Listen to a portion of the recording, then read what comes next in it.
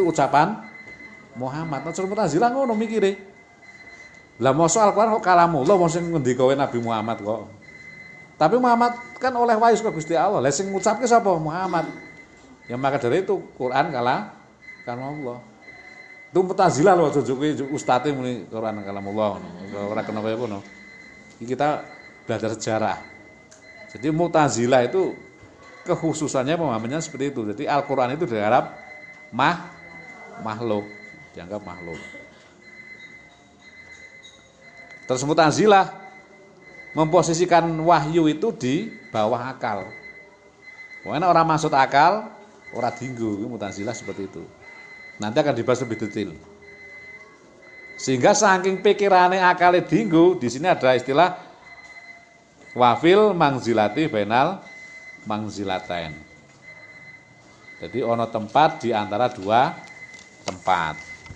Jadi ning ono swarga ono neraka. Lah ning tengah-tengahe swarga neraka kuwi ono tempat ngono. Nah kuwi ceritane wong Mu'tazilah kuwi nek al mangzilu bainal mangzilatain kuwi termasuk ku sing menghuni ku wong edan. Jadi ono wong edan sejak lahir. Wong edan sejak lahir ngono kuwi. Engko ning akhirat mlebune ora ning swarga, ora ning neraka. Kuwi Mu'tazilah lho, sampean aja tiru-tiru. Lah kok iso wong edan kok dilebokke ning al-mangzilu bainal mangzilatain? Karena tidak melakukan ibadah. Ya ora kafir. Ngono. Termasuk sing dilebokke ning al-mangzilu bainal mangzilatain wong Islam sing melakukan dosa besar. Jadi pernah zina, mencuri, ya, minum-minuman keras, ngono kuwi. Ning akhirat ning al-mangzilu bainal mangzilatain ya ora adem ya ora panas kuwi. Dadi ku nak nengok mrono weruh swarga, nak nengok mrene weruh neraka. Padahal kan dalam teks Al-Qur'an maupun hadis kan tidak ada ya. Tidak ada yang namanya al-mangzilu bainal mangzilatain. Jadi orang Mu'tazilah itu orang yang sebenarnya mengingkari tentang takdir. Kalau sudah mengingkari takdir, otomatis seolah-olah ada kekuasaan Allah dan ada kekuasaan manusia. Kehendak Allah, kehendak manusia. Jadi manusia itu punya kehendak yang kehendak itu tidak berkaitan dengan Allah. Ini kan bahaya. Padahal kita Ahlussunnah wal Jamaah kan apapun yang ada di dunia ini tergantung Allah Subhanahu wa taala. Surga neraka pun kita masuk surga maupun masuk neraka itu secara garis besar itu tergantung Allah Subhanahu wa taala. Bahwa Allah itu mempunyai apa? Sifat jaiz. Fi'lu mumkinin autar. Maka kita sebagai Ahlussunnah wal Jamaah tidak boleh mengatakan kalau ada orang masuk neraka, kalau ada orang masuk surga pamane, itu tidak boleh kita menganggap itu karena amalnya gitu ya. Karena amal kita itu walaupun seperti apa itu tidak membandingi dengan kasih sayang Allah Subhanahu wa taala. Maka Ahlussunnah wal Jamaah mengatakan wong yang mlebu swarga mergo amale ya tetap kurang ajar. Tetap wong mlebu swarga kuwi kena rahmati Gusti Allah. Nak ngono orang ibadah wae lah wong ujung-ujunge Gusti Allah sing mlebu. Lah wong ibadah wae ora iso gawe andalan ya. Apa meneh nek ora ibadah. Ya. Jadi slogan yang paling ini saya ulangi slogan yang paling menjadi topik bahasan Mu'tazilah itu bahwa Mu'tazilah mengatakan Al-Qur'an itu sebagai apa? Sebagai makhluk. Terus ada tempat di antara dua tempat. Ya. Terus ada tentang adlihi, tentang keadilan Tuhan. Karena kalau bodoh, pandai, kaya, miskin, surga, neraka itu Allah yang menentukan, maka di situ tidak ada keadilan Allah itu menurut kaum Mu'tazilah. Itu nanti akan dibahas lebih lanjut itu. Paragraf selanjutnya wa amar wafid fa inna sababiyah. Di situ sabaiyah ya. Minhum adharu bid'atihim fi zamani aliyin radhiyallahu anhu. Faqala ba'duhum li aliyin. Jadi Syiah dan Khawarij itu tolak belakang ya. Kalau orang Khawarij itu benci sama Ali bahkan sampai mengkafirkan, tapi orang Syiah itu terlalu mendewakan Ali. Terlalu mendewakan Ali. Terus Syiah itu kalau ada kata-kata Rafidhah ya, ada kata-kata Rafidhah itu yang dimaksud Syiah-Syiah yang sesat ya. Syiah-Syiah yang sesat, karena ada nanti akan dibahas tentang Syiah-Syiah yang mu'tadil tadi ya. Yang mu'tadil itu yang sedengan ya, yang sedengan ya, tidak terlalu. Nah, tapi kalau sebutannya sudah Rafidhah itu terlalu, sudah terlalu. Dan perlu diketahui lagi kebanyakan dari kebanyakan teks dalam kitab teologi ya, sebutan Syiah itu biasanya memakai kata-kata Rafidhah yang mempunyai jamak Rawafid. Jadi jarang menyebut Syiah jarang. Jadi katanya memakai Rawafid. Adharu bin Atagum, golongan Rafidhah itu menampakkan bid'ahnya pada zaman Ali. Ya, pada zaman Ali itu langsung menampakkan. Faqala baduhum, sebagian mengatakan Ali anta ilahun, bahwa kamu itu adalah Tuhan, sampai menuhankan. Syiah yang paling fatal ini ya, sampai menuhankan Ali, itu paling fatal. Terus ada lagi Syiah yang menganggap sebenarnya wahyu itu diberikan kepada Ali, tapi malaikat Jibril ora bisa bedakin di sing Ali, di sing Muhammad, akhirnya kesasar. Nah, itu ada dalam pembahasan Syiah di sini nanti akan dijelaskan. Jadi diserupakan dubab bidubab, wa ghurab bil ghurab. Seperti kawanan burung gagak. Burung gagak kan ireng-ireng kabeh. Apa sampean bisa ngarani iki gagak sing jenengane Ahmad. Iki gagak sing siji dijenengi sapa ora paham. Kabeh ireng. Utawa kaya laler, ya laler. Sampai nak weruh laler 50 ngono iso bedake si asibene. Tetap ora iso ya. Nah, itu katanya malaikat Jibril itu melihat mana yang Ali, mana yang Ali itu tidak bisa. Sehingga wahyunya dikasihkan ke Muhammad.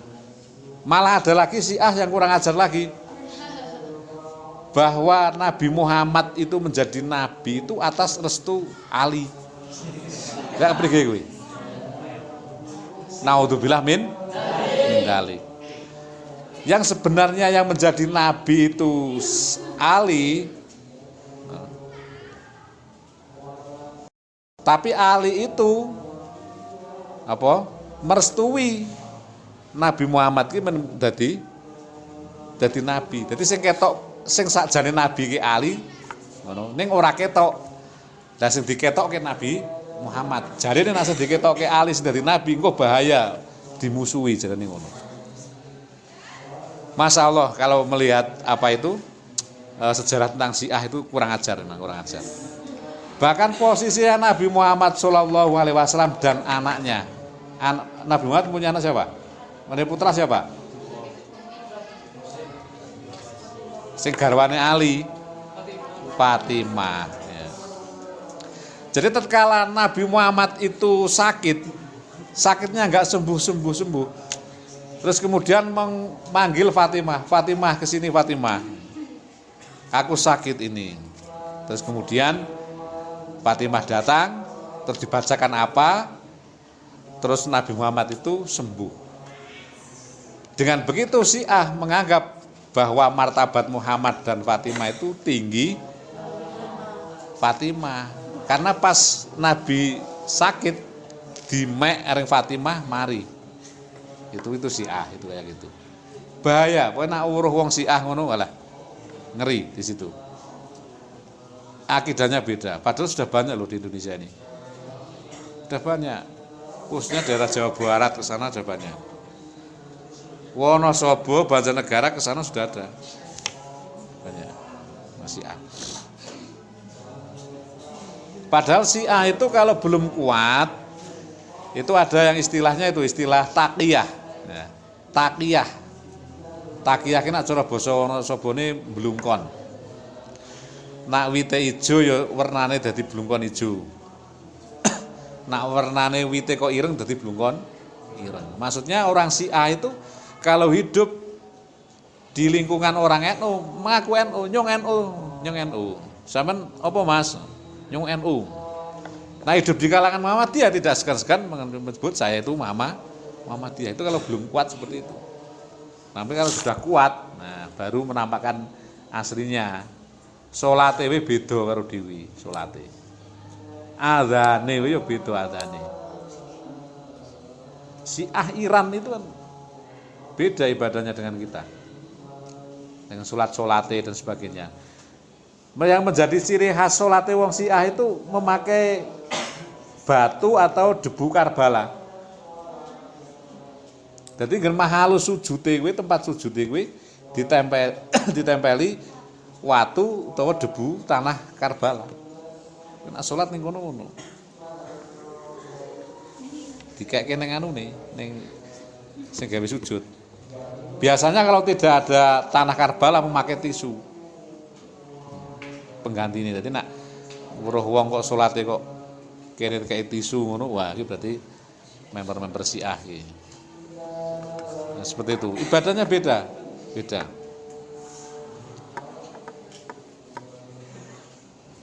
Terus ada lagi yang mengatakan Ali itu tidak dibunuh, tapi peristiwa Ali itu seperti peristiwanya Nabi Isa. Jadi ditarik ke angkat, ditarik ke langit. Sehingga orang-orang Syiah Rafidhah kalau melihat itu celorot-celorot di langit itu kilat ngono. Kilat kuwi dianggap suatu Ali, pecute Ali. Kan memang nak ana kilat kan engkol-engkol ngono sih. Nah kuwi dianggap pecute Ali. Kuwi Ali gen marah. Maka kalau ada kilat itu orang-orang Syiah mesti ngucapke salam. Assalamualaikum ya Amirullah apa jenenge? Amirul Mukminin ngono. Assalamualaikum ya Amirul Mukminin ngono ana kilat. Nah ana bledek ya. Kuwi Ali sedang marah. Karena bledek kan duer kan sih. Apa men kaget meneh? Nah itu. Ana bledek ya. Aja kaget ana bledek. Itu katanya Ali sedang marah. Tapi ada keterangan nak ana bledeke dhewe kudu dzikir. Ana bledek dzikir. Karena apa? Bledek atau petir itu tidak akan menyambar orang yang dalam hatinya itu ada kalimat Allah. Mulane aja mung wedi tok. Jadi zikir astagfirullahaladzim, masya Allah ngono. Kemarin itu di Wonosobo ada orang itu sambar petir. Padahal cuma kena percikannya. Jadi hujan terus ngiyup ning gubuk terus ana bledek gede. Duor. Ngantem wit kerambil ajur, terus orang itu main kepercikan, kuwi geseng. Punduake itu kan ngisor kene geseng. Alhamdulillah ming semaput tok. Ora tekan mati. Jadi istighfar, jadi eling karo Gusti Allah. Insyaallah ada keterangan nak bledek ora nyamber wong sing atine di situ ada Allah. Dah, kita teruskan.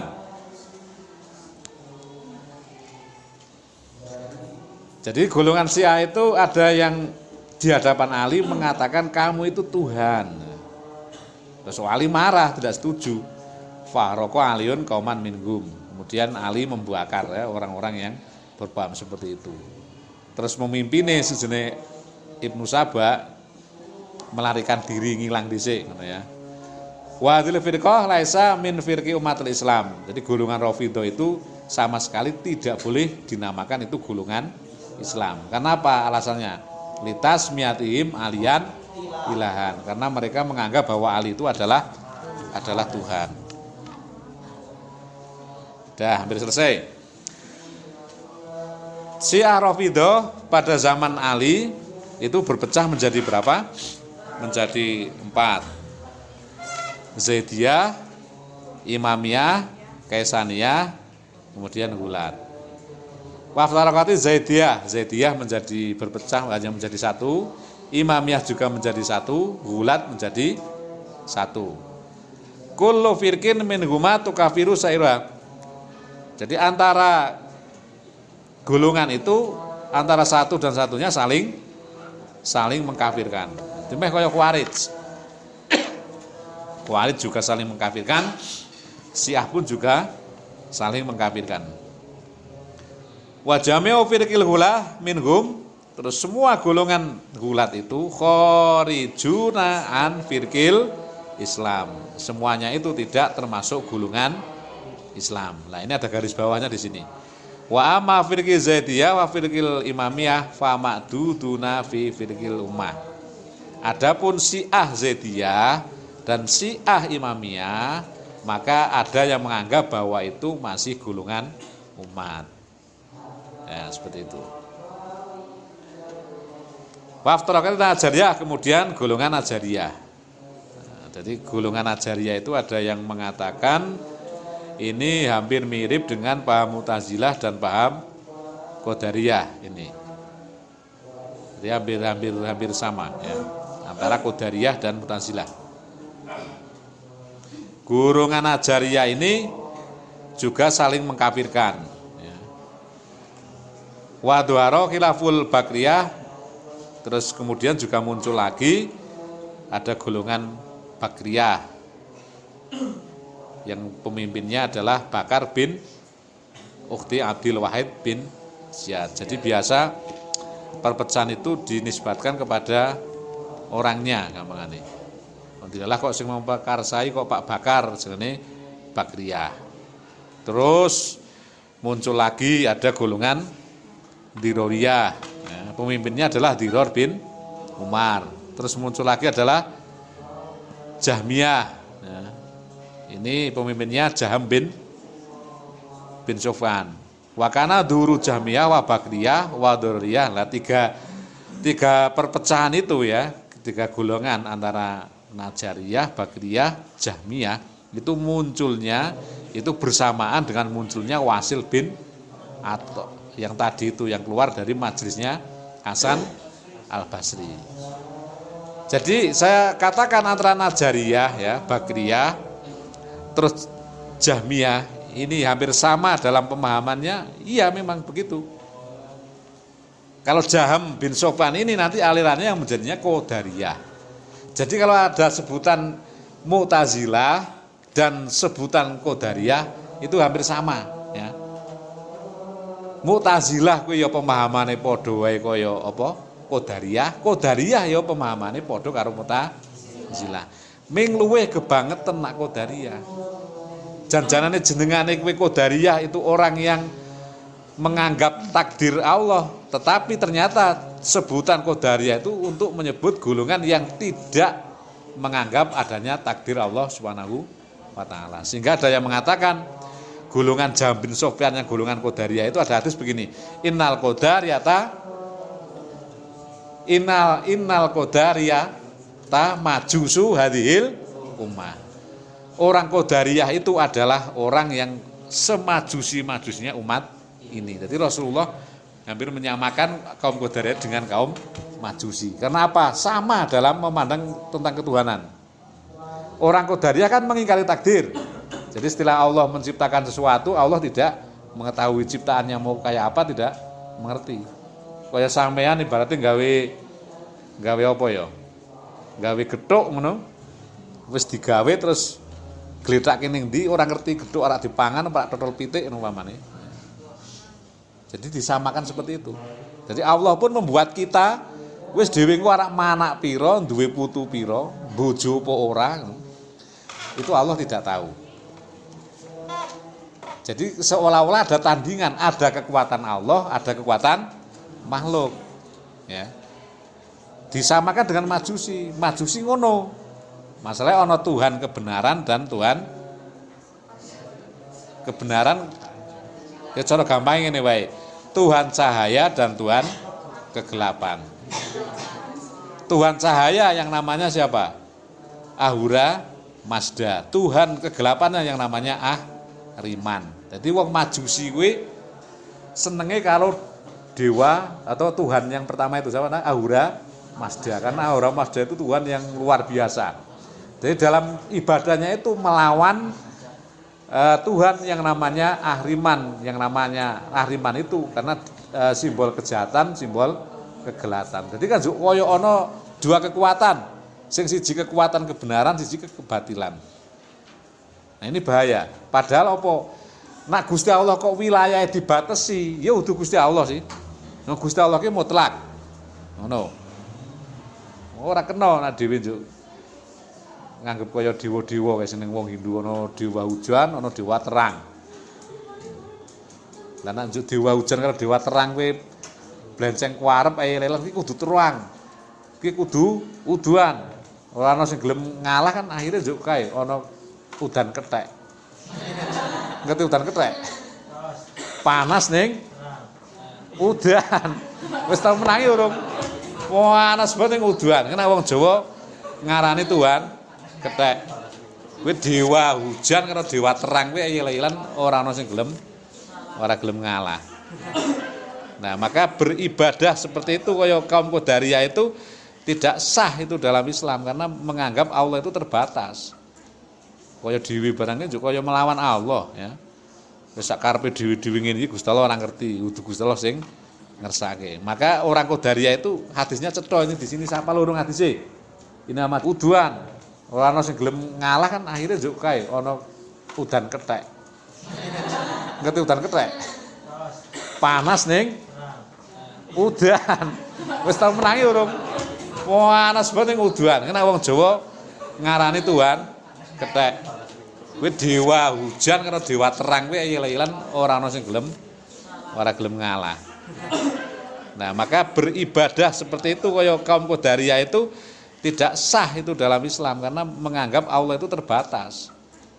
Kaya dhewe barangnya juga kaya melawan Allah ya.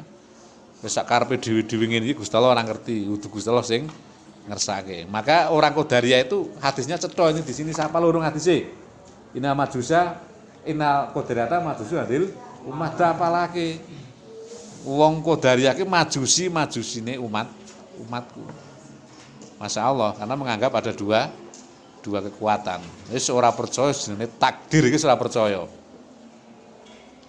Maka orang Qadariyah maupun orang Mu'tazilah nek ana wong upamane ngene iki. Ini masih menjadi khilafiyah antara Mu'tazilah dan Ahlussunnah wal Jamaah. Upamane ning pedalaman. Wong urip ning pedalaman ora disentuh dakwah Nabi. Ora disentuh dakwah Nabi. Itu kalau menurut orang Ahlussunnah wal Jamaah bahwa orang pedalaman yang sama sekali tidak dijangkau oleh Nabi, tidak sampainya dakwah di situ, maka orang pedalaman itu akan masuk surga. Akan masuk surga karena memang belum ada informasi orang sing mlebu menjangkau. Tapi menurut orang Mu'tazilah, orang pedalaman yang belum tersentuh dakwah itu tergantung pikirannya. Kalau pikirannya baik yang masuk neraka, kalau pikirannya jahat yang masuk Kalau pikirannya baik maka masuk surga, pikirannya jelek masuk neraka. Itu jadi ukuran pikiran. Kuwi nang Mu'tazilah. Tapi nak Ahlussunnah wal Jamaah wong kuwi tetep dilebokke ning swarga. Masalahe apa? Engko nek ning akhirat ora protes, gasal kan njuk protes. Wong kula mboten kertos langsung mlebokke ning neraka niki. Keputusannya Allah ya disamakan dengan orang gila itu. Orang gila yang sejak lahir itu juga nanti masuk surga seperti orang-orang pedalaman yang belum tersentuh dakwah, kecuali nak edane kowe umur 20 tahun, berarti kowe sing balik usia balik tekan 1 tahun kan hitungan dewi kan ngono. Itu ada perbedaan pendapat seperti itu antara Mu'tazilah dan Ahlussunnah wal Jamaah. Kira-kira masuk akal sing ndi? Jadi nek wong Mu'tazilah walaupun belum tersentuh Nabi, belum tersentuh dakwah iki ukurane akal. Nek jenenge akale apik ya mlebu swarga, akale elek mlebu neraka. Ahlussunnah wal Jamaah wis pomoan wong ki urung mlebu urung klebon dakwah Nabi, arek piye-piye tetep tak lebokke swarga. Maksud akal mana? Ya tetep masuk sebuah swarga. Masalahnya masuk akal malahan. Karena belum tersentuh dakwah. Mulane kaya ning fikih-fikih kae nek wong goblok kuwi di ngapura. Wong goblok di ngapura pamane kae. Salat ngono kok ngadeg tok ora maca apa-apa, assalamualaikum. Wis sah kowe. Nek wong goblok ki malah sah kowe ngono. Mana lamen sah kowe goblok wae. Menggere melu. Jadi nang fikih ngono nek wong ngibadahe wong sing ngurung ngerti wis seolah-olah dianggap sah. Ngono. Masalah ora dianggap sah ya malah njuk dadi wedi. Mulane kowe sampean-sampean ki ben dadi wong menjadi pendakwah ning omah, dadi kiai, dadi apa ngono ya. Aja keras-keras. Dadi nek ngibadah ngono ya diumpetke kaya nglakoni salat sunat, maca Quran akeh, wiridan. Ngono aja nganti ngerti wong. Nek ngerti wong kok sampean ora duwe pengikut. Milu kiai santri manggisan jan rekoso ndelok Pak Kiai ini jan bengi tahajudan nganti 100 rakaat tekan subuh gen subuhan ki maca Quran wiridan lebar subuhan ngopi sedelok lebare duhanan ngono kemane. Engko sore ngene ulih jebule rekoso dadi wong Islam ya. Wah, akhire wong sing arep mlebu Islam itu dadi wedi. Ngono. Dadi mane ana keterangan nek ibadah-ibadah ki diumpetke. Masalahe ngono kuwi hikmahe. Nek ibadah diketok-ketokke wong sing arep do tobat, sing arep nglakoni ibadah minder dhisik oleh dadi wong Islam kaya kono kae rekosone kan. Jadi digawe sedengan-sedengan. Dadi kiai aja sing perengut wae aja. Sing guyon-guyon. Ketok bersyukur nek wong ke guyon-guyon. Nek perengut wae kaya jan wong ora bersyukur. Malah kok wong-wong do ngarani iki utange akeh kaene aja. Kiyaine. Nyonggur ketemu kiai kae kok ora tau gelem guyu kan. Iki mesti utange akeh kae. Ya ora kaya kono. Maksude semuanya ada hikmah. Ini dadi santri iki dadi kiai ben ya aja apa? Aja kereng-kereng sing biasa-biasa. Ya aja sing keras-keras, ya aja sing jorok lowor. Masalah nek dhewe keras ki sama juga tidak mendidik. Ning terlalu ngenengke kowe juga ora mendidik. Upamane ngene. Dhewe ana wong kok upamane ki dakwah ngono wong mabuk ngono, langsung dumyangi. Wis dumyangi sing waras utuh lah. Mlebu neraka. Salate ora diterima. Itu juga tidak mendidik itu. Masalah wong jadi takut. Kaya kene jebule kiyaine ngono gamane. Bunyaine kok cerewet jebule kiai. Memper lambene tipis kiye kan. Tapi nek terlalu jorok lowor ya padha wae ora ndidik ngono. Dadi kiai umpamane ngrangkul wong ngono sing mabuk ngono, mabuk ning ngarepe ya dinengke wae. Ora juk didomongi. Ya seolah-olah juk penampane pengikute kan wah nyong mabuk ning ngarepe Pak Kiai ora duka berarti kena aja kan ngono. Seperti itu. Kaya sampean mana duwe anak ngono, duwe adi, duwe anak. Lunga karo bocah lanang ngono. Terus sampean kok ngejorke wae. Kuwi anake menganggap wah berarti entuk jah pacaran wong ibu meneng wae kan ngono. Tapi nek sampean kegalakan anake gak ditekani cah lanang langsung cah lanang santlap. Minggat kono. Metu kono. Arek ngapel ya dininya ya ngono pamane. Ini juga tidak mendidik dadi trauma. Engko sing dadi adine sampean kuwe, sing dadi anak sampean yo trauma. Nyong yo wedi engko nek ngenali cah lanang ya ngono cah lanang kenalannya. Wah, akhire engko malah njut dadine apa kuwi jenengane? Dadi ora bojo-bojo. Trauma, dadi expired kan ngono kuwi. Jadi aja terlalu keras, aja terlalu membiarkan ngono. Ya dadi keamanan pondok ngono kuwi. Upama njuk kereng-kereng ngono ya disepatani tok. Kereng temen kuwi dadi kelas keamanan pondok kok angkuh temen, sombong temen.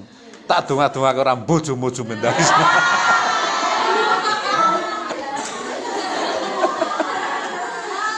Ya ngono kuwi. Jadi sing santai wae sing santai. Rata-rata kita keamanan pondok iki mesti ngono kuwi di do wedi. Nang kene ora wedi ya nang kene ya. Karo keamanan pondok ya. Nang kene nyantai ya. Itu zaman saya kuwi nek ana kaman pondok kuwi jeneng wis medeni temenan. Ning akhire ya do cethuk ning mburi. Wah, angkuh temen dadi gua lak temen. Muga-muga godheng mripate. Ya ora kena nyepatani wong ora kena.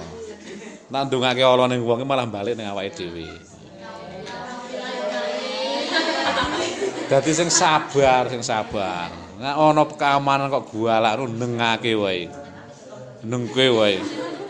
Wong ki nek ngadepi wong gualak ya, kowe karepe meneng wae ngono malah sing gualake malah mendekel. Dumyo angin meneng wae meneng. Ku malah jone ati iki kowe tak omyahi kok meneng ya. Karepe nek omyahi kan rada nglawan sithik wis dikarepe kan ngono janjane. Ibaratnya kaya wong nyanyi ngono kae nek ora ana sing nabuhi kan kerapat dhewe budi tabuhi ku semangat. Ya dadi kowe tekan ngendi-ngendi ngaji niki malah. Wah tekan ngendi-ngendi iki. Dah, ada yang ditanyakan enggak ini kira-kira? Tentang keterangan ini. Ya, jadi kesimpulannya seperti itu ya. Jadi paragraf ini antara Najariyah, Bakriyah, Diroriyah itu muncul pada saat munculnya Wasil bin Atha. Dan tiga paham ini sama. Maka nanti ada sebutan Mu'tazilah dan Qadariyah, tiga golongan ini. Wallahu a'lam bishawab. Al-Fatihah.